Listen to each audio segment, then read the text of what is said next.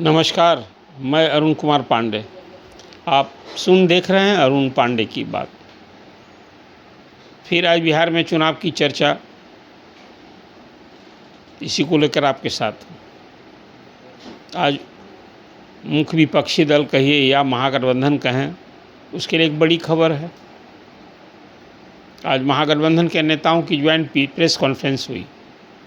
पूर्व मुख्यमंत्री और कांग्रेस के वरिष्ठ नेता अशोक गहलोत पटना में हैं 2-3 दिन से, और बिहार में महागठबंधन में सीट के बंटवारे को लेकर जिस ढंग से मारामारी खींचतान था कि 243 सीटें हैं विधानसभा की, उम्मीदवार 254-55 हो गए थे। मतलब 10-12 सीट पर आपस में महागठबंधन में ही खींचतान, संघर्ष था। यूँ कहें कि महागठबंधन बन गया था। ये तो 12 सीट पर बात नहीं बनी, एक दूसरे के खिलाफ थे, लेकिन इसका असर तो दूसरे भी क्षेत्र में पड़ता है और आम कार्यकर्ताओं पर, समर्थकों पर ही पड़ता है कि कैसा गठबंधन है, जहां सीट के बंटवारे में ऐसी समझदारी हो, समन्वय का अभाव हो। खैर, अभी ये चर्चा करें इसके पहले आज एक बड़ी खबर ये है कि विधानसभा में विपक्ष के नेता, राजद के मुख्यमंत्री के चेहरा को आज महागठबंधन ने चेहरा मान लिया।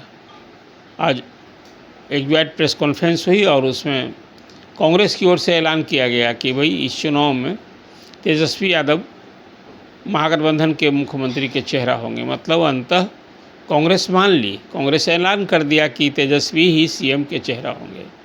इसी की आस लगाती, इसको लेकर ही कुछ तनातनी भी कांग्रेस में हो गई थी, संवादहीनता हो गई थी, और सभी दलों ने इसका सहयोग, जो सहयोगी दल हैं सबों ने इसका समर्थन भी किया। इस प्रेस कॉन्फ्रेंस में कांग्रेस के प्रदेश अध्यक्ष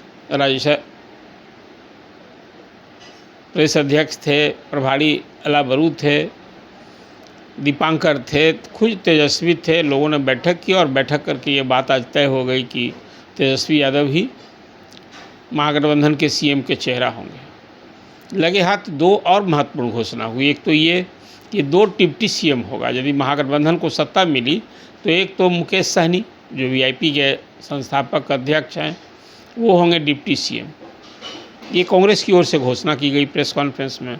और दूसरा एक और डिप्टी सीएम होगा, इसका कौन होगा ये अनाउंस नहीं किया। वो तो सत्ता मिली तो स्वाभाविक कांग्रेस की पसंदीदा कोई होगा। अब उसमें यदि कोई एमवाई में से मुसलमान होगा कि दूसरा कौन होगा, ये सवाल है। 18% मुसलमानों की आबादी है। जो 18 कैंडिडेट भी दिया है इस बार महागठबंधन की ओर से, मुस्लिम उम्मीदवार हैं, लेकिन ये सवाल तो उठता ही है कि मुसलमान का वोट चाहिए, वोट बैंक चाहिए, तो सत्ता में हिस्सेदारी भी चाहिए। या फिर अति पिछड़ा से तो हो गए मुकेश सहनी, जिसकी 36% आबादी है। अब पिछड़ा अति पिछड़ों के आवाज़ बने हुए थे, पिछड़ों से हो ही गए तेजस्वी यादव, तो कोई एक अल्पसंख्यक हो सकता है, ये मेरा क्यास है। और यदि ये बात होगी, सत्ता में हिस्सेदारी की बात होगी, तो ये बात कही जा सकती है कि कोई मुसलमान की तरफ से डिप्टी सीएम बनाया जा सकता है। तो एक घोषणा हुई। इसके बाद तेजस्वी ने अपनी बातें की और कहा कि भाई देखिए, हम तो परिवर्तन के लिए चाहते हैं कि सरकार बनावें, दायित्व संभालें। और एक बात और की कि भाई हम अब कोई हमारी ओर से, हमारी परछाई से भी गलती हो जाएगी तो हम माफ़ नहीं करेंगे, सज़ा देंगे, ये भरोसा दिलाया। और फिर कहा कि भाई 20 महीने के अंदर, हमको 20 महीना ही हम मांग रहे हैं अभी जनता से कि आप हमको अवसर दीजिए, तो पहला काम करेंगे कि हर एक परिवार से, जिस परिवार में कोई सरकारी नौकरी करने वाला नहीं है, उस परिवार से एक को सरकारी नौकरी देंगे। ये ठीक उसी तरह का वायदा है जैसे पिछली बार 2020 के चुनाव में तेजस्वी ने कहा था कि भाई सत्ता मिली हमको तो फर्स्ट कैबिनेट से हम 10 लाख सरकारी नौकरी देने का डिसीजन लेंगे। हालांकि सत्ता में नहीं मिली, विपक्ष में बैठना पड़ा था राजद को। ये तो एक राजनीतिक घटनाक्रम था कि बाद में फिर नीतीश कुमार ने बीजेपी से नाता तोड़कर राजद से दोस्ती की और 17 महीने चली।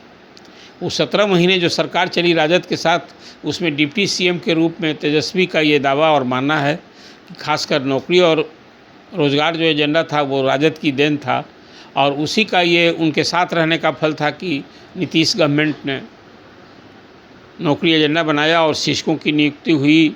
3.5 लाख से अधिक जो नियोजित शिक्षक थे उनको सरकारी कर्मी का दर्जा मिला। और उस समय 2 चरणों में बीपीएससी से कोई 2 लाख से अधिक शिक्षक भी बहाल हुए थे, 2.5 लाख। और अब वो दावा करते रहे तेजस्वी कि भाई हमारे 5 साल जो 17 महीने में हमने 5 लाख सरकारी नौकरी दी और 3.5 लाख प्रक्रियाधीन था। अब उसी तरह की एक घोषणा अभी है कि भाई सत्ता मिली तो 20 महीने के अंदर हम हर एक परिवार से, जिस परिवार में कोई सरकारी नौकरी नहीं करता है, उस परिवार से को सरकारी नौकरी देंगे। फिर जीविका दीदियों के लिए ही बड़ी बात कह दी कि जीविका दीदियों को हम सरकारी कर्मी बनाएंगे उनको, और सबको 30,000 का महीना देंगे। ये भी बड़ी घोषणा है। संविदा कर्मी हैं कोई 1.5 लाख, कहा कि सबको सरकारी कर्मी बना देंगे, उनका कोई भविष्य तो बड़ा सुरक्षित होता है। ये भी एक बड़ी घोषणा है। 500 रुपये में गैस सिलेंडर सुलभ कराने की का भरोसा है, ये तो पहले से भी घोषणा है। अब माई बहना योजना शुरू करेंगे। तो कुल मिला जुला कर तेजस्वी ने अपने सारे एजेंडे को फिर से दोहराया और कहा कि अवसर मिलेगा तो हम सब कुछ करेंगे। तो ये महागठबंधन के लिए बड़ी उपलब्धि थी। इस बार के चुनाव में तेजस्वी ने टिकट बांटने में भी थोड़ा सा बड़ा सूझबूझ से काम लिया, ऐसा मैं मानता हूँ।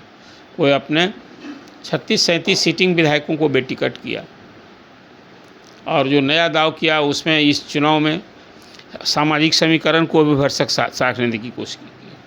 आज सवर्णों के साथ कोयरी पर दाव लगाया है। इस चुनाव में ये है कोई 37 सवर्ण को टिकट दिया है, इस बार महागठबंधन की ओर से दिया गया है, और 28 कोयरी प्रत्याशी है मैदान में। थोड़ा ये आपके लिए जानने लायक ज़रूरी है। हमेशा ये कहा करते थे तेजस्वी कि भाई इस बार हम A to Z MY जो है मेरा यादव मुस्लिम समीकरण को हम बदलेंगे और इसको MY को विस्तार देंगे, A to Z की पार्टी बनाएंगे। तो उस हिसाब से किया भी है। और मैं देख रहा था कि टोटल महागठबंधन की ओर से 30 उम्मीदवार दिए गए हैं, जिसमें 18 है राजद के हैं, कांग्रेस के 10 उम्मीदवार हैं 61 में, और फिर उसी तरह से माले ने भी दिया है 2 कैंडिडेट को। अखरू मिला जा करके 30 उम्मीदवार मुसलमान हैं। और फिर उसी तरह से कुर्मी भी हैं, महागठबंधन में 4 कुर्मी हैं, 28 कोयरी हैं, यादव टोटल 66 हैं, जिसमें अकेले राजद ने 51 यादवों को टिकट दिया है। और उसी तरह से वैश्य भी 17 हैं, राजपूत हैं 11, उसमें सर्वाधिक 5 राजपूत को राजद ने दिया है, और कांग्रेस ने भी 8 को टिकट दिया है। बाकी एक CPI से भी हैं और 10 हैं, ये आपको राजपूत हैं 11, भूमिहार हैं 15, ब्राह्मण हैं 10 और कायस्थ हैं 1। उसी से अति पिछड़ी जात से 30 और दलित हैं 38। इस तरह से टिकट वितरण में इस बार निश्चित रूप से महागठबंधन ने भी एक नया सामाजिक समीकरण गढ़ने की कोशिश की। ठीक उसी तरह से इस बार एनडीए की तरफ से भी, एनडीए में तो अपर कास्ट का 85 अपर कास्ट के सवर्णों को टिकट दिया है, और वहाँ भी कुशवाहा वोट बैंक को साधने के लिए इस बार कुशवाहा प्रत्याशियों की संख्या बढ़ी है। तो कुल मिलाकर महागठबंधन में एक बड़ी उपलब्धि थी। और ये जिस तरह से बहुत हद तक राजद को सफलता मिली, आज जो एक महागठबंधन की ओर से उन्हें सीएम का चेहरा तेजस्वी को घोषित किया गया। पहले तो सीटें घटवाई, कांग्रेस की 70 सीट लड़ी थी, इस बार 61 पर लड़ रही है। और फिर दूसरी बात की कि भाई सीएम का चेहरा अंता मानना था, पिछले चुनाव में भी तेजस्वी चेहरा थे, और अभी कोऑर्डिनेशन कमेटी के वो चेयरमैन भी हैं। ये चेहरा पर कांग्रेस अपने को रोक रखी थी। हम लोग पहले भी मान रहे थे कि मालूम पड़ता है कि सीटों की सौदेबाजी को लेकर ये हो रहा है, अंततः कांग्रेस को मानना ही होगा। आखिर बिहार में कांग्रेस की अभी अपनी ज़मीन कौन सी है? तो MY सहारा था। कांग्रेस ने भी अपने कुछ 3-4 सीटिंग विधायकों को बेटिकट किया है, 29 में तो 2 पहले जा चुके थे। तो कुल मिला जुलाकर अब एक नए माहौल में तेजस्वी के चेहरे पर, और एक डिप्टी सीएम का नाम ही अनाउंस कर दिया, एक और डिप्टी सीएम बनाएंगे। इस पर महागठबंधन चुनावी जंग में आने जा रहा है। बिहार में 2 चरणों में चुनाव होने आप सभी जानते हैं, एक 6 नवंबर को 18 जिलों के 121 सीटों के लिए, और 11 नवंबर को 20 जिलों की 122 सीटों के लिए वोटिंग होगी और 14 नवंबर को नतीजे आएंगे। इस बार महागठबंधन को उम्मीद है कि बिहार में सत्ता परिवर्तन होकर रहेगा। आज संबोधन में तेजस्वी ने लगे हाथ ये सवाल भी एनडीए के लिए उछाल दिया कि भाई हम लोगों ने तो सीएम चेहरा घोषित कर दिया, अब बताइए एनडीए की कौन है सीएम का चेहरा। ये इसलिए बार बार बातें कही जा रही है कि अमित शाह जी आए थे तो उन्होंने कहा कि भाई एनडीए का चेहरा वो कौन बताएंगे, ये तो विधायक जब बैठेंगे सभी चुनाव बाद तब तय होगा सीएम कौन होगा। तो ये एक मामला फंस गया ही 2005 के बाद। 2005 से जब जदयू बीजेपी साथ लड़ रहे हैं लोग, तब से सीएम का चेहरा नीतीश कुमार हुआ करते थे और सीटें भी अधिक होती थी जदयू की। जदयू हमेशा बड़े भाई की भूमिका में लड़ता था। इस बार के चुनाव में जुड़वा भाई बन गए हैं जदयू बीजेपी, दोनों बराबर 101-100 सीट पर लड़ रहे हैं और 6-6 सीट पर हम और उपेंद्र कुशवाहा की पार्टी लड़ रहे हैं और 29 सीट चिराग पासवान को मिली है। तो अभी तो एक आध सीट यूं ही बिना लड़े ही घट गया है, मोढ़रा की सीट जो लोजपा की सीट थी। तो अब 243 की बजाय 242 सीट की ही दावेदारी एनडीए की ओर से रही है, लेकिन लक्ष्य है 160 सीट जीतने का। मतलब हम भाजपा का जो अभी लक्ष्य है कि भाई हम 3/4 न होगा, 160 सीट जीतना है, इस लक्ष्य के साथ सरकार बनाएंगे। और इधर महागठबंधन का भी है, तेजस्वी ने तो अपना एजेंडा के साथ इस बार सरकार बनाने की ठानी है और कहा भी आज गहलोत ने कि भाई देखिए लंबा अभी राजनीतिक जीवन है तेजस्वी का, लोग इसी पर भरोसा ज़्यादा करते हैं। यही कारण है कांग्रेस ने बहुत विचार करके, राहुल जी ने, सोनिया जी ने, सब लोगों ने तेजस्वी को सीएम का चेहरा के रूप में समर्थन किया है, कबूल किया है। तो आज एक बड़ी उपलब्धि थी। एक विवाद खासकर सीएम के चेहरा को लेकर महागठबंधन ने तो सुलझा दिया, भले सीट को लेकर अभी वो खींचतान रही जाएगी और दोस्ताना मैच होगा, वो नहीं सुलझ पाया। मतलब सीट 243 और महागठबंधन की दावेदारी 254-55, 10 सीट पर सीधे सीधे मुकाबला है आपस में ही। एक स्थिति है। हाँ, एनडीए में कहीं कोई सीट को लेकर के, कैंडिडेट को लेकर के कहीं कोई झमेला नहीं है। सब लोगों ने आपसी समझदारी से पहले सीट का फार्मूला तय किया और महागठबंधन तो सीट का फार्मूला की घोषणा ही नहीं हुई। सबों ने अपना अपना कैंडिडेट घोषित किया और उसी हिसाब से हम लोग जो कहते हैं कि 143 seat RJD, 61 seat Congress, 20 seat Male और फिर उसी तरह से 15 सीट वीआईपी और सीपी और सीपीएम की जो सीटें हैं वो यही है बंटवारा। तो कुल मिला जुला कर आज जो अपडेट खबर ये थी कि तेजस्वी महागठबंधन के चेहरा हो गए और इसके बाद तो फिर टीका टिप्पणी भी उसी तरह से शुरू हो गई। अब तो एनडीए की ओर से कहिए या फिर जो महागठबंधन की विरोधी पार्टी है, जैसे मान लिया प्रशांत किशोर हैं, सब लोग अपने अपने ढंग से इस पर प्रतिक्रिया भी जतानी शुरू कर दी। रविशंकर प्रसाद पूर्व केंद्रीय मंत्री तो हमला बोला कि भाई लालू प्रसाद तो कन्विक्टेड हैं चारा घोटाले में और ये 420 के मामले में ये अभियुक्त हैं, आरोपी हैं तेजस्वी यादव।